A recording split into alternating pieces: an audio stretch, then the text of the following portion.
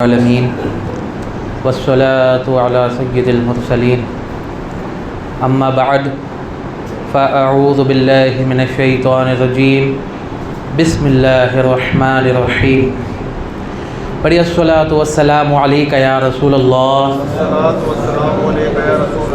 وعلی آلک واصحابک یا حبیب اللہ الصلاة والسلام علیک یا نبی اللہ وعلی آلک واصحابک یا نور اللہ نویت سنت الاعتکاف۔ پیارے اسلامی بھائیو، جب کبھی مسجد میں داخل ہوں تو یاد آنے پر اعتکاف کی نیت کر لیا کریں، کیونکہ مسجد میں کھانے پینے سونے اس چیزوں کی اجازت نہیں ہوتی ہے۔ اگر مسجد میں آنے کے بعد اعتکاف کی نیت کر لی جائے تو اس صورت میں کھا پی اور سو سکتے ہیں۔ اور جب بھی مسجد میں آئیں، اس طرح کی محافل میں آئیں تو اس سے پہلے بھی یہ نیت کر لیا کریں کہ اللہ پاک کی رضا پانے اور ثواب کمانے کے لیے اس محفل کے اندر شرکت کریں گے۔ انشاءاللہ عز و جل جب تک شرکت رہے گی ثواب ملتا رہے گا۔ ابھی بھی نیت کر لیں کہ اللہ کی رضا پانے اور ثواب کمانے کے لیے شرکت کریں گے انشاءاللہ عز و جل۔ میٹھے اور پیارے اسلامی بھائیوں، آج ماشاءاللہ جمعۃ المبارک کا دن ہے، بڑا ہی برکتوں والا دن ہے نا۔ اس میں بھی وہی فضیلتیں بتائی جاتی ہے جو رمضان کے مبارک مہینے میں بتائی جاتی ہیں۔ یعنی اگر کوئی بندہ ایک نیکی کرتا ہے تو اس کو 70 کا ثواب ملتا ہے۔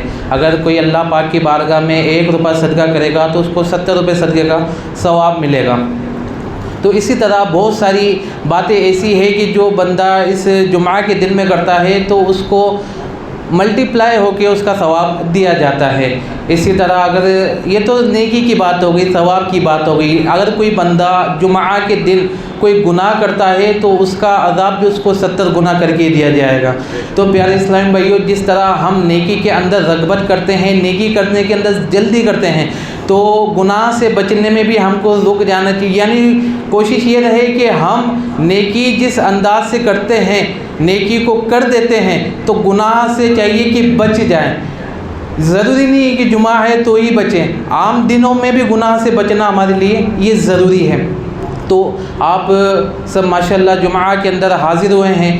ایک بڑی تعداد ہم میں وہ ہے جو یہ کہتی ہوئی نظر آ رہی تھی رمضان سے پہلے کہ یار رمضان کے اندر میں انشاءاللہ نمازی بن جاؤں گا، رمضان کے اندر انشاءاللہ میں 5 وقت کی نماز پڑھنے والا بن جاؤں گا، لیکن حال وہی نظر آ رہا ہے کہ رمضان بھی گزر چکا ہے۔ یہ رمضان المبارک کے بعد پہلا جمعہ ہے، لیکن حال کچھ بہتر نظر نہیں آ رہے کہ کچھ ایسا ہو گیا ہو کہ رمضان کے بعد مسجدیں آباد نظر آ رہی ہوں، مسجدیں بالکل نمازیوں سے بھری ہوئی ہوں، ایسا کچھ بھی نظر نہیں آ رہا۔ تو حال آپ کے سامنے ہی ہے۔ وہ لوگ اپنے آپ پہ غور کریں جنہوں نے یہ نیت کی تھی کہ نہیں یار اس بار تو رمضان آنے تو نہیں، پکا نمازی بن جاؤں گا، 5 نمازیں پہلی میں، وہ کہاں گیا وہ جذبہ ہمارا؟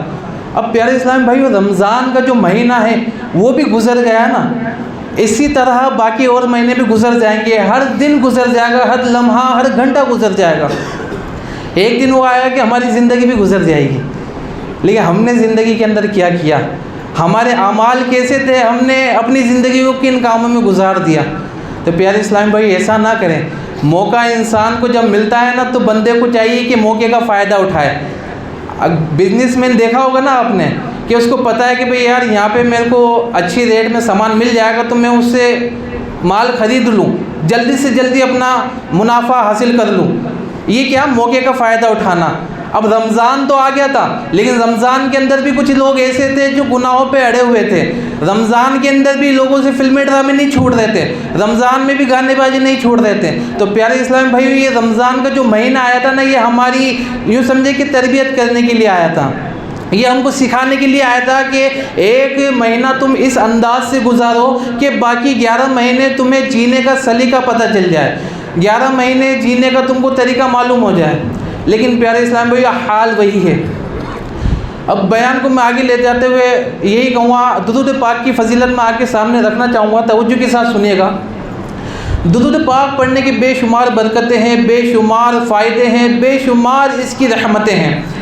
ایک واقعہ ہے ایک مرتبہ آقا صلی اللہ تعالیٰ علیہ وسلم اپنے ساتھیوں کے ساتھ کہیں جا رہے تھے، ایک مقام پر پڑاؤ کیا، ایک مقام پہ رکے، وہاں پہ رکنے کے بعد کہا کہ بھئی اپنا اپنا توشہ دان کھولو اور کھانا کھانا شروع کرو۔ اب ہوا یوں تھا، جو صحابہ کرام تھے تو ان کے پاس روٹیاں تو تھی لیکن سالن نہیں تھا۔ اب ہوا یوں کہ آقا صلی اللہ علیہ وسلم ایک جگہ تشریف فرما تھے، آقا صلی اللہ علیہ وسلم کے پاس ایک شہد کی مکھی گھوم رہی تھی، یوں سمجھے کہ آقا کی بارگاہ میں حاضری دے رہی تھی۔ اب آقا صلی اللہ تعالیٰ علیہ وسلم کی بارگاہ میں وہ شہد کی مکھی حاضری دے رہی تھی۔ ایک صحابی رضی اللہ تعالیٰ عنہ نے عرض کی، یا رسول اللہ صلی اللہ علیہ وسلم، یہ مکھی آپ سے کیا کہنا چاہ رہی ہے؟ یا رسول اللہ، یہ مکھی آپ سے کیا کہنا چاہ رہی ہے؟ آقا صلی اللہ علیہ وسلم نے فرمایا، اے میرے صحابی، یہ مکھی مجھ سے کہہ رہی ہے، یا رسول اللہ، آپ کے صحابی جو ہیں یہ صرف روٹی کھا رہے ہیں، ان کے پاس سالن نہیں ہے، آپ ایک کام کیجئے کہ کسی کو میرے ساتھ روانہ کر دیجئے، پاس ہی میں ہم نے چھتا بنا رکھا ہے، اس کے اندر شہد جمع ہے، تو آپ کے ساتھی جو ہیں وہ جائیں گے، وہاں سے چھتے سے شہد نکالیں گے اور روٹی کے ساتھ اس کو کھا لیں گے۔ تو آقا صلی اللہ تعالیٰ علیہ وسلم نے حضرت مولا کائنات علی المرتضیٰ شیر خدا کرم اللہ تعالیٰ وجہہ الکریم کو روانہ کر دیا۔ روانہ کرنے کے بعد مولا کائنات وہاں جاتے ہیں، شہد لے کے آتے ہیں اور تمام صحابہ کرام شہد کے ساتھ روٹی تناول فرماتے ہیں۔ اب تھوڑی دیر گزرتی ہے کہ وہی مکھی یا کوئی دوسری مکھی آقا صلی اللہ تعالیٰ علیہ وسلم کے پاس واپس آتی ہے، وہ چکر لگا رہی ہوتی ہے۔ اب صحابہ کرام پھر عرض کرتے ہیں، یا رسول اللہ اب کیا کہہ رہی ہے؟ یا رسول اللہ اب کیا کہہ رہی ہے؟ آقا صلی اللہ تعالیٰ علیہ وسلم فرماتے ہیں کہ میں نے اس مکھی سے پوچھا ہے کہ جو تم شہد بناتے ہو کیسے بنتا ہے؟ شہد کیسے بنتا ہے؟ تو مکھی نے عرض کی، یا رسول اللہ صلی اللہ علیہ وسلم، ہم اپنے چھتوں سے نکلتے ہیں، باغات میں جاتے ہیں، جنگلوں میں جاتے ہیں، وہاں پر پھولوں کے اوپر بیٹھتے ہیں، وہاں سے رس لے کے آتے ہیں اور رس کو چھتے میں چھوڑ دیتے ہیں تو شہد بن جاتا ہے۔ تو پیارے اسلام بھائی، اب بات کو توجہ سے سنیے گا۔ آقا صلی اللہ علیہ وسلم نے فرمایا کہ یہ جو پھول ہوتے ہیں ان کا تو جو رس ہوتا ہے، کسی کا کڑوا ہوتا ہے، کسی کا پھیکا ہوتا ہے، کسی کا کسیلا ہوتا ہے۔ آپ کبھی ذائقہ پڑا ہوگا پھول سے، گلاب کی جو ہوتا ہے کہ بھئی گلاب تو کھا لیا جاتا ہے، لیکن چمیلی ہوتی ہے یا دوسرے ہوتے ہیں گیندے کے پھول، یہ مطلب کڑوے ہوتے ہیں، بہت زیادہ یوں سمجھیں۔ تو آقا صلی اللہ علیہ وسلم نے فرمایا، اے مکھی، یہ جو دوسرے پھول ہوتے ہیں یہ تو بڑے ہی پھیکے ہوتے ہیں، کڑوے ہوتے ہیں، تو جب اس کو تم شہد چھتے میں ڈالتی ہو تو شہد کیسے بنتا ہے؟ تو پیارے اسلامی بھائیوں، وہ مکھی جواب دیتی ہے، یا رسول اللہ صلی اللہ علیہ وسلم، ہاں یا رسول اللہ، آپ کی بات بالکل درست ہے، یہ جو پھولوں کا رس ہوتا ہے نا، یہ پھیکا بھی ہوتا ہے، کڑوا بھی ہوتا ہے، لیکن یا رسول اللہ صلی اللہ علیہ وسلم، جب ہم اپنے چھتوں سے نکلتی ہیں، پھولوں کا رس چوستی ہیں، چوسنے کے بعد یا رسول اللہ صلی اللہ علیہ وسلم، آپ کی مبارک ذات پر ہم درود پڑھتی ہوئی اپنے چھتے کی طرف جاتی ہے۔ یا رسول اللہ، یہ آپ کے اوپر درود پاک پڑھنے کی برکت ہے، جو پھول کا رس پھیکا تھا، کڑوا تھا، وہ آپ پہ درود پاک پڑھنے کی برکت سے میٹھا شہد بن جاتا ہے۔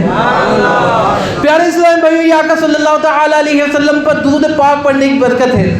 اب ہم بھی کہیں گے کہ یار ہماری بھی زندگی کے اندر پھیکا پن ہے، کوئی مزے والی زندگی نہیں چل رہی ہے ہماری، تو میں آپ کو یہ مشورہ دوں گا، مشورہ قبول کیجئے گا کہ کوشش کریں کہ زیادہ سے زیادہ آقا صلی اللہ تعالی علیہ وسلم کی ذات اقدس پر درود پاک پڑھیں۔ جب بھی موقع ملے، 1 منٹ 2 منٹ جتنا ملے، درود پاک پڑھ کے اس وقت کو گزارے۔ بہت سارے ہوتے ہیں کہ فضول میں گزار دیتے ہیں، بہت سارے ہوتے ہیں کہ موبائل کے اندر نہ جانے کیسی ویڈیو دیکھ کے اپنا وقت گزار دیتے ہیں، لیکن قربان جائیں اس شخص پہ جو آقا صلی اللہ علیہ وسلم پر درود پاک پڑھ کے اپنا وقت گزارتا ہے۔ انشاءاللہ سوجل یہ درود پاک پڑھنا بروز قیامت اس کی شفاعت کا ذریعہ بنے گا۔ آقا صلی اللہ تعالیٰ علیہ وسلم درود پاک پڑھنے والوں کو پہچانتے ہیں۔ ایسا نہیں ہے کہ بندے نے درود پاک پڑھا اور وہ ہوا میں اڑ گیا، ایسا نہیں ہے، باقاعدہ آقا صلی اللہ علیہ وسلم کی بارگاہ میں پیش کیا جاتا ہے، اور پیش بھی اس انداز سے کیا جاتا ہے کہ آقا صلی اللہ علیہ وسلم کو بتایا جاتا ہے، یا رسول اللہ، آپ کے اس امتی نے آپ پہ درود پاک پڑھا ہے، اس کے والد کا نام یہ ہے، یعنی آپ کے والد کے ساتھ آقا صلی اللہ علیہ وسلم کی بارگاہ میں آپ کا نام پیش کیا جاتا ہے جو درود پاک پڑھتا ہے۔ اب سوچیں کہ بھئی اگر کسی کے والد کا نام کسی منسٹر کے سامنے رکھ دیا جائے کہ یا فلاں کا بیٹا ہے، فلاں کا بیٹا ہے، یا اس کا بیٹے نے یہ کام کر دیا، اب کسی منسٹر کے سامنے، کسی نیتا کے سامنے، کسی افسر کے سامنے اس کا نام لیا جائے، اس کے والد کا نام لیا جائے تو کتنی خوشی ہوگی۔ اب قربان جائے حضور کی بارگاہ میں ہمارا نام پیش ہو رہا ہے، صرف ہمارا نہیں ہو رہا، ہمارے والد کا بھی نام پیش ہو رہا ہے۔ تو پیارے اسلام بھائیو، یہ ہلکی پھلکی چیز نہ سمجھے کہ ہاں پڑھ لیں گے، ہاں کر دیں گے، نہیں ہاں ہو جائے گا، نہیں ایسا نہیں ہے۔ درود پاک کی اس کی جو کثرت کرے گا نا، انشاءاللہ سوجل دنیا اور آخرت کے اندر اس کی جو بے شمار رحمتیں اور برکتیں جو ملے گی نا، وہ بھی دیکھ کے اشکر اٹھے گا۔ تو پیارے اسلام بھائیو بھی پڑھ لیتے ہیں، صلو علی الحبیب صلی اللہ تعالی علی محمد صلی اللہ تعالی علیہ وسلم۔ بیٹھو پیارے اسلام بھائیو، آقا صلی اللہ تعالی علیہ وسلم کی جب بات آتی ہے نا، تو اس کے اندر دل کرتا ہے کہ بھئی حضور کا تذکرہ ہوتا جائے، عاشق سنتے جائیں۔ جب حضور کا تذکرہ ہوتا ہے نا، تو ادھر ادھر توجہ نہیں دینے کی ہوتی ہے۔ جب بات محبوب کی آ جائے نا، تو ادھر ادھر دیکھے تو پھر وہ یوں سمجھے کہ بھئی عاشق پکا نہیں ہوا ابھی تک، کہ بھئی محبوب کی بات چل رہی ہے، بندہ ادھر سے ادھر دیکھ رہا ہے۔ ایسا نہیں ہونا چاہیے۔ جب بات حضور کی چل رہی ہو تو توجہ بھی اس بات پہ ہونی چاہیے کہ بھئی بات کیا ہو رہی ہے۔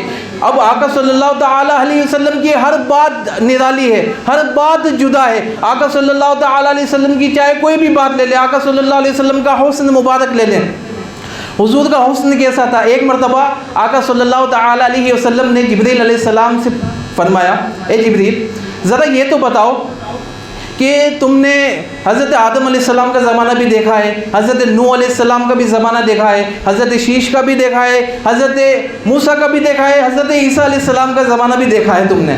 اب تم نے اتنے سارے لوگوں کو دیکھا ہے، اتنے سارے لوگوں سے تمہاری ملاقات ہوئی ہے، اے جبریل ذرا یہ تو بتاؤ کہ ہم کیسے ہیں۔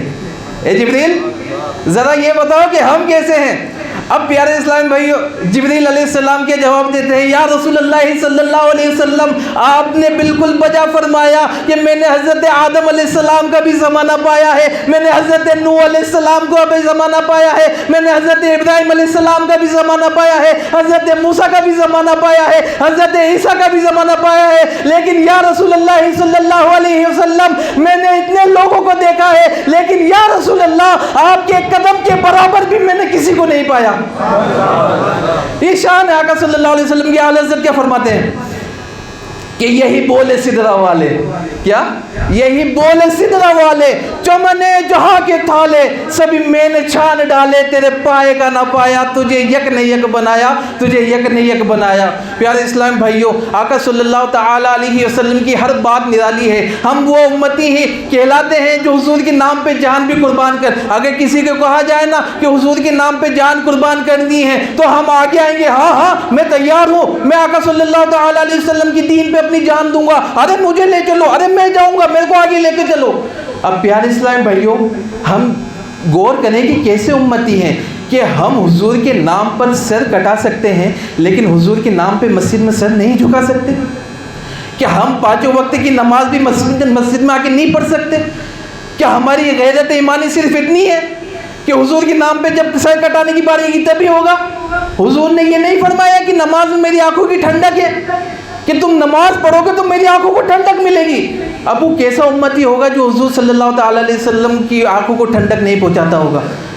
حضور کو یہ جان کے قبر میں برا نہ لگتا ہوگا کہ یار یہ میرا امتی ہے، یہ نماز نہیں پڑھتا، یہ میرا امتی ہے، اس نے رمضان کے روزے قضا کر دیے، یہ میرا امتی ہے، یہ مسلمانوں کو تکلیف دیتا ہے، یہ میرا امتی ہے، یہ جوا کھیلتا ہے، یہ میرا امتی ہے، یہ شراب پیتا ہے۔ پیارے اسلام میں یہ غور کرتے چلے کہ ہمارے اعمال کیسے ہو گئے ہیں۔ آقا صلی اللہ تعالی علیہ وسلم بروز قیامت اپنی امت پہ فخر کریں گے کہ میری اتنی امت ہے۔ جب قیامت کے دن ساری امتوں کو جمع کیا جائے گا، ساری امتیں جمع ہو جائیں گی، اس کے بعد سب بنائی جائے گی، جیسے ابھی سب بناتے نماز میں، اس طرح سب بنائی جائے گی۔ تو پیارے اسلام بھائیوں، جب سب بنے گی نا تو اس کے اندر 120 صفحے بنے گی۔ کتنی صفحے بنے گی؟ 120 صفحے بنائی جائیں گی، جس میں تمام انبیاء کی امتیں ہوں گی۔ اب اس کے اندر 40 صفحے دیگر انبیاء کی ہوں گی۔ کتنی؟ 40 صفحے دیگر انبیاء کی امت کی ہوگی، اور 80 صفحے امت محمدیہ کی ہوگی۔ 80 صفحے امت محمدیہ کی ہوگی۔ اب حضور صلی اللہ علیہ وسلم فخر کریں گے اپنی امت کی زیادتی کو دیکھ کے۔ لیکن پیارے اسلام بھائیوں، کبھی ہم نے یہ سوچا کہ ہمارے اعمال ایسے ہیں کہ ہم حضور کی بارگاہ میں پیش کیے جا سکیں؟ ہمارے کام ایسے ہیں، اگر ہمارے کام، ہمارے گناہ، ہمارے کسی کو پتہ چل جائے نا محلے کے اندر، وہ ہم پہ تھوکنا پسند نہیں کرے، پتہ ہے آپ کو. اور ہم ایسے ایسے کام کر گزرتے ہیں کہ اللہ کی پناہ. نہیں بھائی، گیٹ بھی بند کر دیا، پردہ بھی لگا دیا، میں ہوں کوئی نہیں دیکھ رہا. ارے غلط فہمی ہے، کوئی نہیں دیکھ رہا. اللہ پاک دیکھ رہا ہے. بروز قیامت حساب ہوگا، ایک ایک چیز کا حساب لیا جائے گا.